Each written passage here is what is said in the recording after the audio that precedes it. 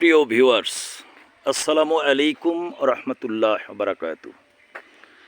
আমি এই মুহূর্তে অবস্থান করছি পাঁচবিবি উপজেলার একটি নিভৃত গ্রামে। দেখতে পাচ্ছেন আপনারা গ্রামীণ সেই পথ বেয়ে দুদিকেই বাঁশের ঝাড়, প্রচুর বাঁশ, ছায়া শনিবীর শান্তির নীর, সেই পথ বেয়ে আমি চলছি। গ্রামীণ সভ্যতায় এসব রাস্তা হরহামেশাই দেখা যায়। আসলে গ্রাম যেন আমাকে কাছে টানে।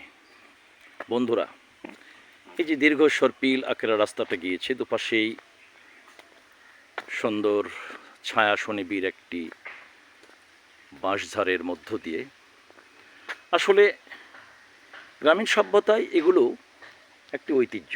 দেখতে পাচ্ছেন বিশাল বড় বাঁশের আড়ত, বাঁশের ঝাড়, দুপাশেই, শুধু এক পাশে না, এপাশ ওপাশ লক্ষ লক্ষ বাঁশ এখানে রয়েছে। প্রচুর বাঁশ, অনেক বিস্তৃত, দূর পর্যন্ত এই বাঁশের আড়ত। শেষ পর্যন্ত দেখাতে পারবো কিনা জানি না।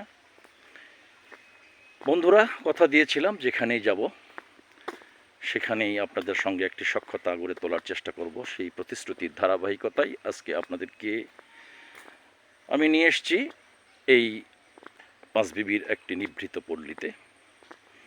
সরু পথ, এই যে বাঁশধারের এপাশ দিয়ে একটি সরু পথ চলে গিয়েছে ভিতরে। গ্রামে অনেক বাড়িঘর, মাটির বাড়িঘর, নতুন কিছু টিন শেড বিল্ডিংও রয়েছে। এই দেখতে পাচ্ছেন বড় বড় সেই খড়ের সেই গাদা। চলে গিয়েছে পথটি বিস্তৃত অনেক দূর, দেখতে পাচ্ছেন বিস্তৃত দূর পর্যন্ত। পাশে, এখানে ডান পাশে আবার রয়েছে অনেক বড় বাঁশঝাড়। বন্ধুরা, এমনি করে যেখানেই যাব সেখানকার কিছু তথ্যপাত্য আপনাদেরকে দিব।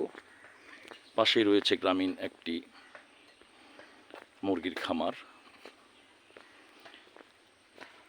সামনে বিস্তৃত গ্রাম। আবারও দেখা হবে এমনি কোনো কিছু বিষয় নিয়ে। আজকে পর্যন্তই। সকলকে সালাম, শুভেচ্ছা এবং অভিনন্দন। আসসালামু আলাইকুম রহমতুল্লাহ বারাকাতু।